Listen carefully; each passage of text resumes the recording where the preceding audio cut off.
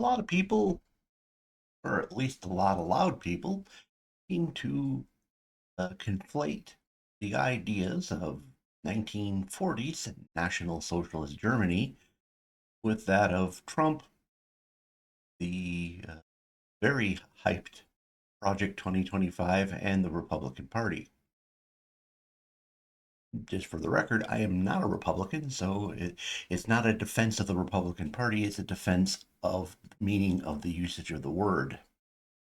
Now, I cannot say the N word that goes along with 1940s National Socialist Party because YouTube will pretty much bury this video and no one will ever get a chance to see it. So I have to talk around it.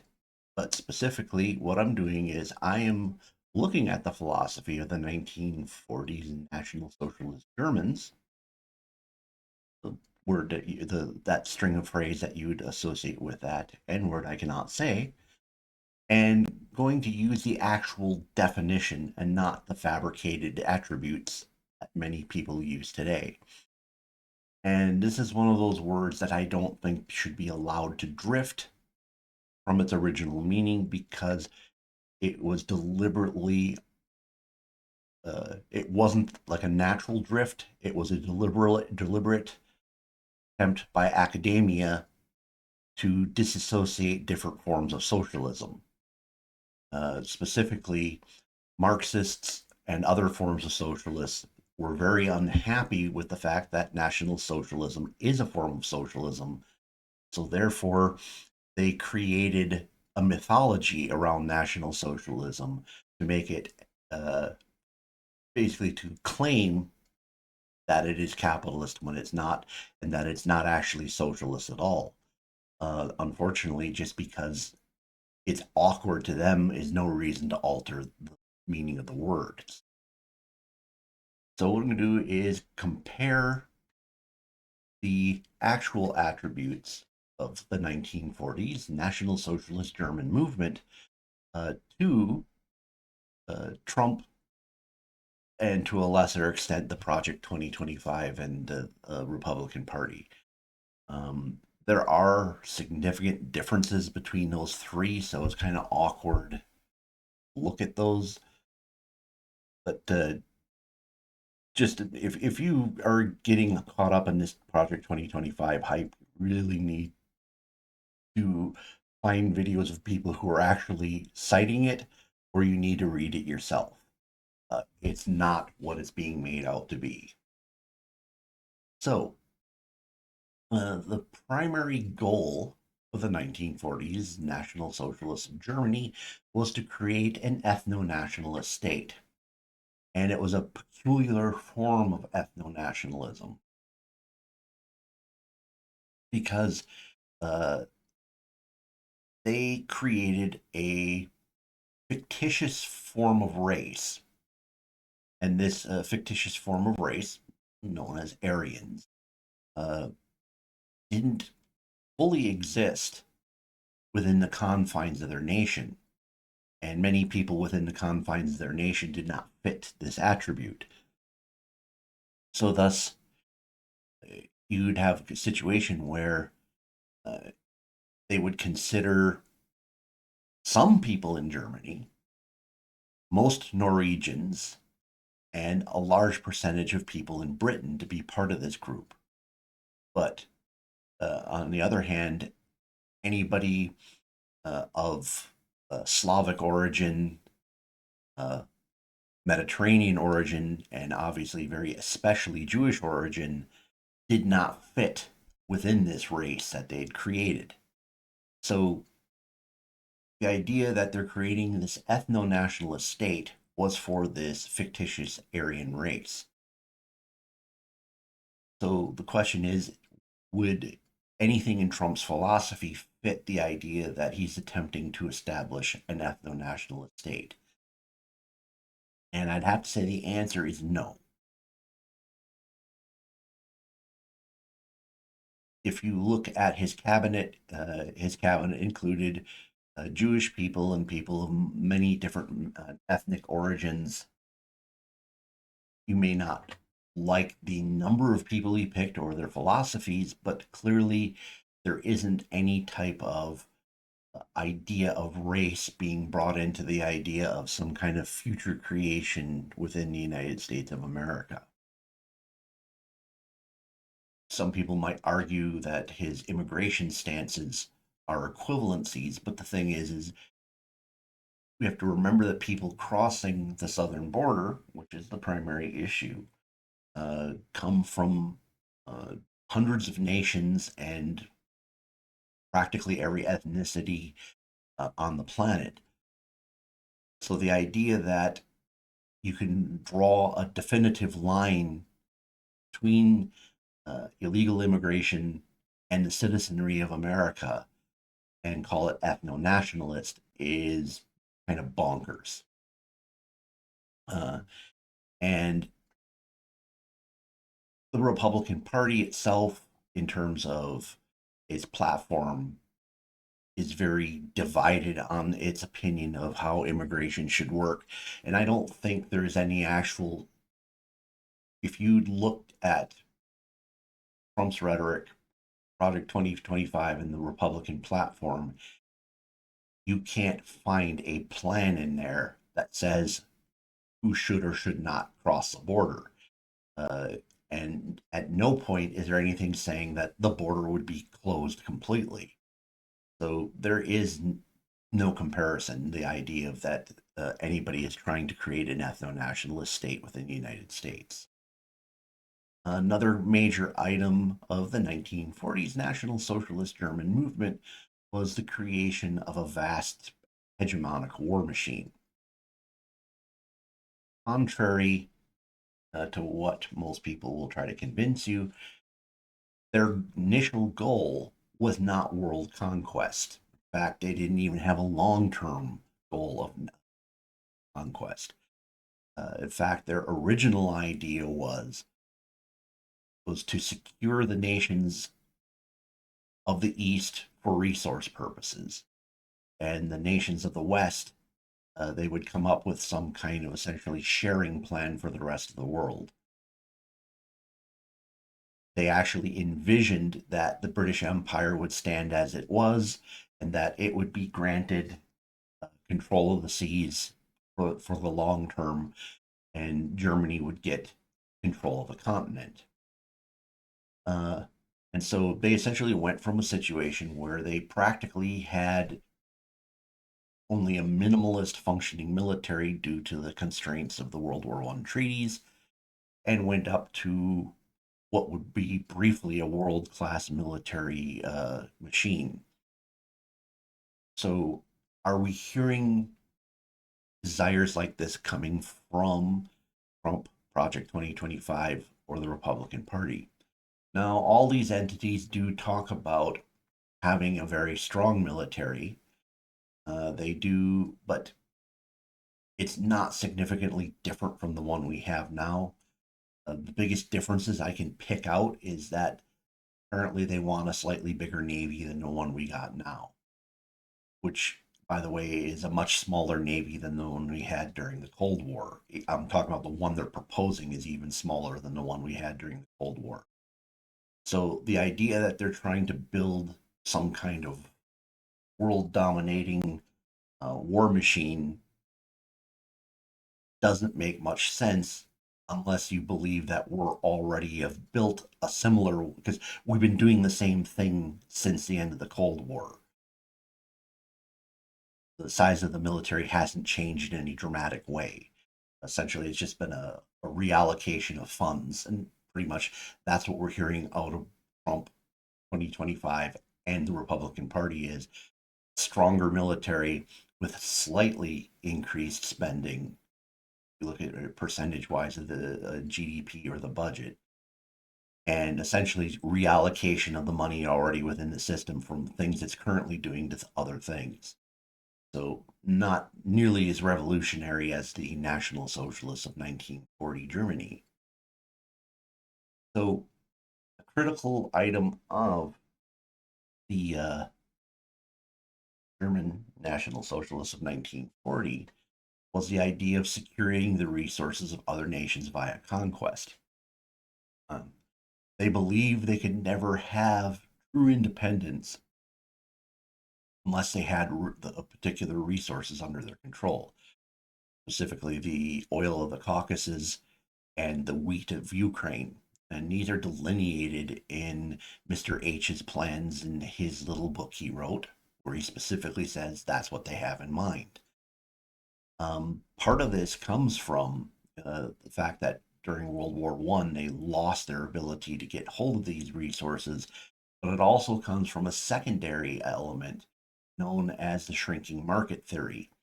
Shrinking market theory is a socialist theory that believes that as a nation industrializes, it will become incapable of supplying its own raw materials and food. And shrinking market theory is actually Marxist in nature. Marx himself believed that uh, great nations would have to maintain overseas colonies that were not industrialized in order to secure their resources. Interestingly, Marx believed in slavery as well, and at the time of the American Civil War, believed that the only way resources could possibly be harvested from the North American continent was via slavery. So, is Trump 2025 or the Republican Party talking about securing the resources of other nations via conquest? Um, doesn't seem that way. In fact, at least as far as Trump's concerned, it seems like he's backing off from the idea of using either the military or our security apparatuses through proxy wars to wage wars across the world. Now, one could kind of argue that we've been kind of doing this since the beginning of the neoliberal order. Instead of actual outright conquest, though, what we've been doing is securing resources by having friendly countries in the right place. So if you think that sounds somewhat like the National Socialists of Germany, we're actually, if we look at Trump's rhetoric, he's actually talking about stepping back from that, if only a little bit. Another critical element of the National Socialist theory is something called autarky.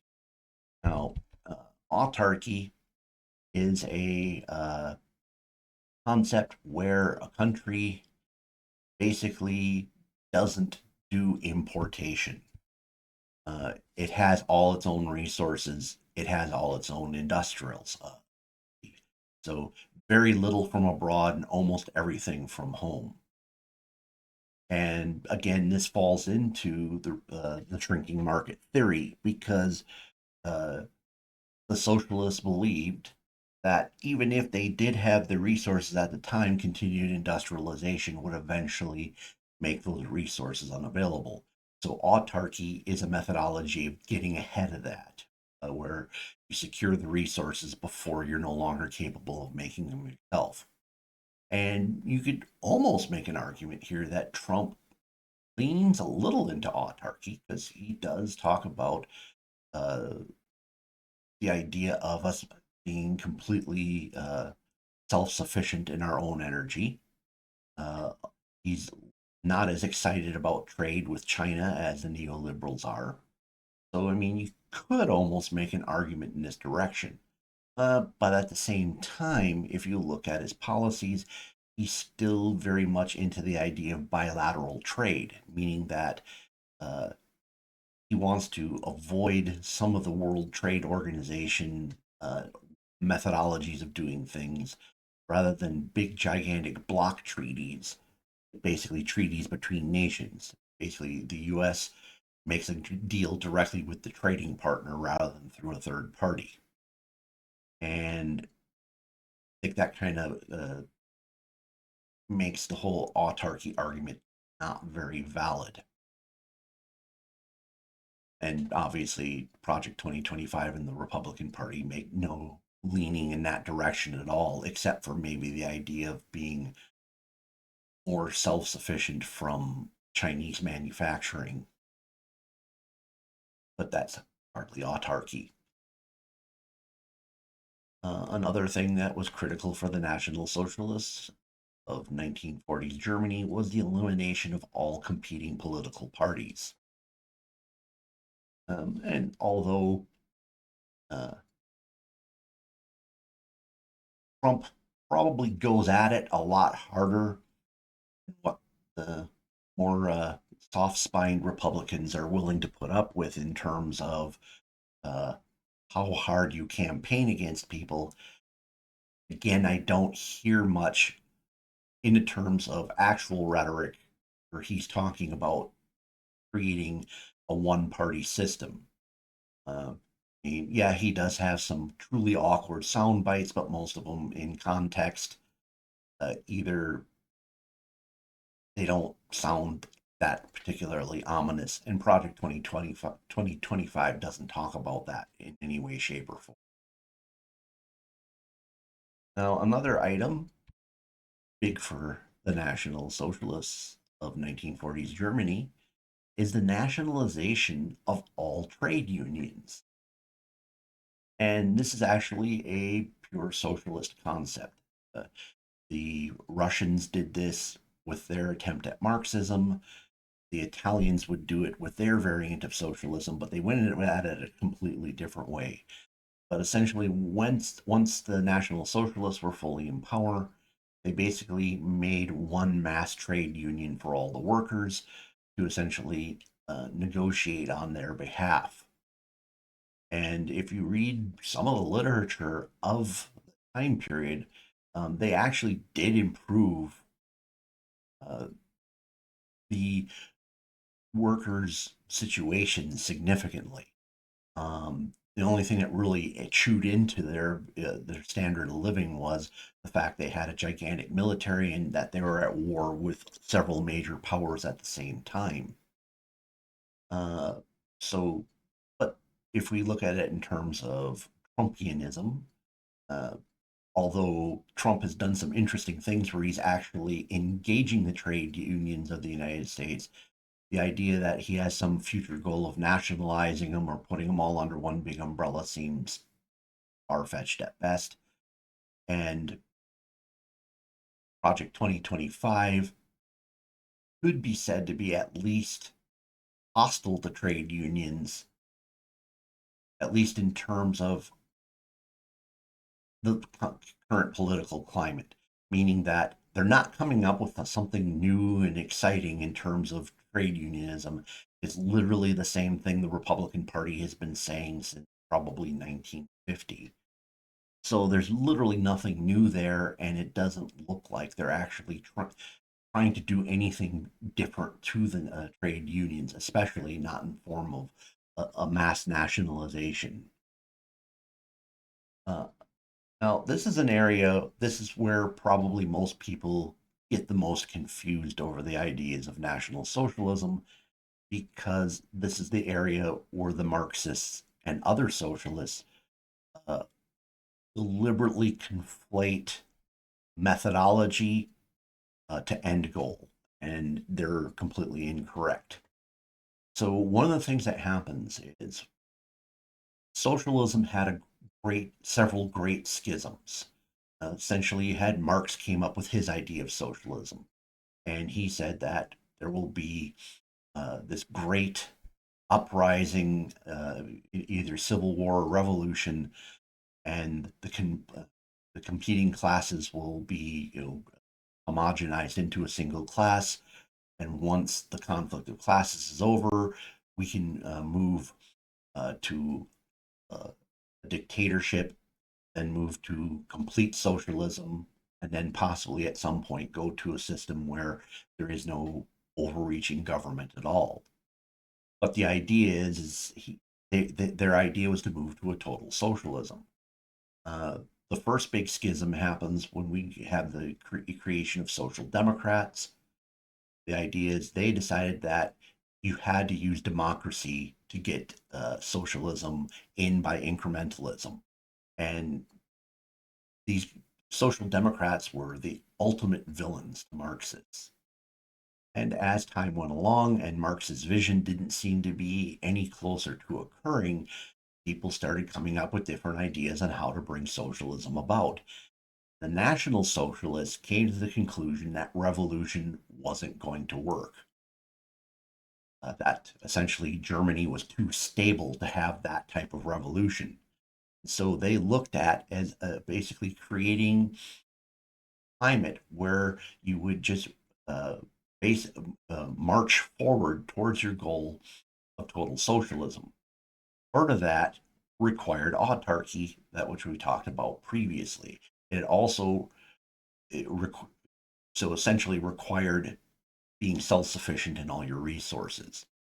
So the part that Marxists and other socialists get confused is that part of the National Socialist of 1940s Germany's goal was to essentially force businesses to comply. So what would happen is the businessmen would be brought together and they'd be told, okay, here's how we're doing things. And they say, you guys are going to make this product over here the way we say it. You're going to make this product over here, and maybe this company over here is going to do something completely different because we don't really want competition. We want to try to create uh, a perfect economy via command from above. Now, when businesses complied, they were pretty much allowed to fulfill their obligations to the state in whatever manner they felt, as long as they were getting the results they wanted. The moment a company failed to comply, their company was broken up and handed over to party leaders to run. So, what would happen is a big business that said, no, we're not falling in line, they say, okay, well, your board of directors and your CEO and all that are just done. And essentially, party members, obviously people who were close to Mr. H, would be basically put in charge of the company. So then the next time they'd come around and say, hey, business leaders, we want you to do this. Most of them would say, well, yeah, that's a great idea because even though you're making us do something we don't particularly want, it's better to at least be in control and making some money than to lose our company. Uh, by the time the war was over, I believe the figure was that 70% of the German companies were actually under party control, and the goal was to go to 100%. And at that point, all idea of private ownership would be done. So that is to explain what makes National Socialism a form of socialism. So now we go back and compare it to Trumpian ideas. Do we hear from Trump's rhetoric that his goal is the nationalization of all business in the United States? No. Is there some noise of, shall we call it, public private partnerships? Probably, because that's just what kind of comes out of that. That's just been a way of the United States for a long time.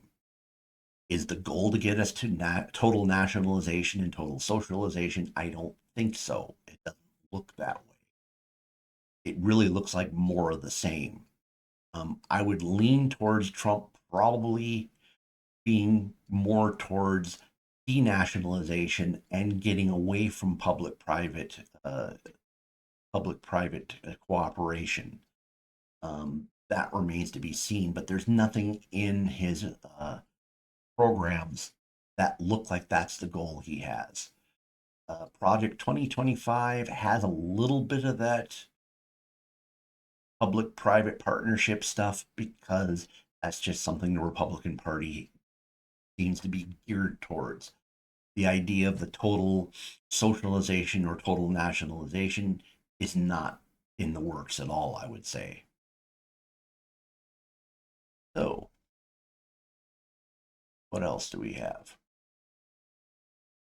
So, another goal of the National Socialists of 1940s Germany was to usurp Christianity in favor of worship of the state, and in some cases, pushing a form of neo paganism. Uh, Mr. H himself, uh, the left likes to try to paint him as some kind of uber Christian, when in fact, in his writings and his talks, he was very much anti Christian. He viewed Christianity as a debased derivative religion that came from the Old Testament, which he saw as purely Jewish.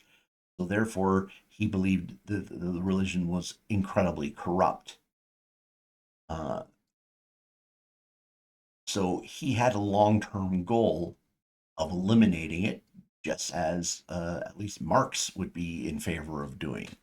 I can't say for a fact that socialists are as anti-religious as Marxists and German National Socialists. Uh, we don't see a whole lot of movement on this one because by the time they were halfway through their program, they were at war with the world, and they had a lot bigger problems that they had to deal with. That basically trying to undermine one of the few things probably helping keep the country together was probably not the thing they were going to go after. But if we go by his writings, and we have to assume that, and basically, it's not just Mr. H that came up with all these ideas. There are a lot of National Socialist philosophers who came before him who explain all this type stuff already. And the neo paganism really kind of came in from uh, other party leaders who were looking at trying to impose some form of Norse mythology on the Germans in hopes that it would bring a better result than a, I guess, proto Jewish religion that they saw Christianity as. Mr. H himself wasn't particularly big into the whole neo paganism either. Uh, so we can hear some noise out of Trump, basically talking about the idea of uh, being essentially probably a little bit more Christian than we have seen out of a lot of our leaders probably since Reagan.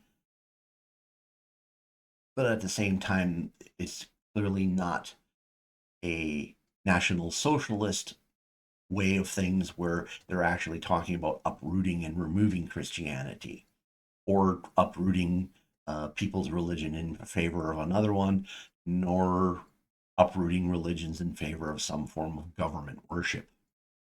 And we definitely don't see that in 2025 or in the Republican platform.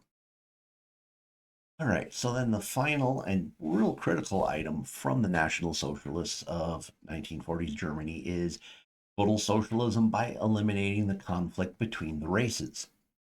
Now, if you recall some of the things I've said previously, Marx believed in conflict between classes, whereas, and so the National Socialists came to the conclusion that Marx was wrong on this, and they believed that it was actually a conflict between the races. Now, the National Socialists had lots of weird ideas about races, as I mentioned before, but it goes further. They believed, by the way, as Marx believed, that capitalism and Jewishness were one and the same. They were completely intertwined. You could not separate them from each other. So, therefore, stop conflict within the nation. Like Marx would, he would stop conflict between the classes by eliminating the classes, which include killing people in the classes if necessary. Whereas the National Socialists believed in ending conflict between the races, which they believed would bring them to total socialism. They also, in addition to equating Jewishness directly to capitalism, they also equated Jewishness directly to communism because of Marx and also because of some interesting propaganda that popped out during the Russian Revolution. So, uh, this is an easy one. I don't think Trump is aiming for any form of total socialism. I don't think he believes there's a conflict between the races that can be solved by eliminating certain races. And this definitely doesn't exist in Project 2025 or the Republican Party. So I would say, with very few exceptions, there's hardly anything in uh, Trump's ideology, Project 2025's ideology, or the Republican Party's ideology that remotely compares to what the National Socialists of 1940s Germany were trying to do. Right. So in the comments below, tell me if you have any thoughts. Like, are there planks of the National Socialists I'm missing here, or is there something you think that they've actually either Trump Project 2025 or the Republican Party has said that's actually supporting some of these planks? Please smash the like button. If you've come here to my channel via the YouTube algorithm and not a regular subscriber, please look at my other titles. You may find a lot that are interesting, so please subscribe. And if you know somebody who might find this interesting, please share it with them. Thank you for spending time with me this evening. Hope to see you again in a future video.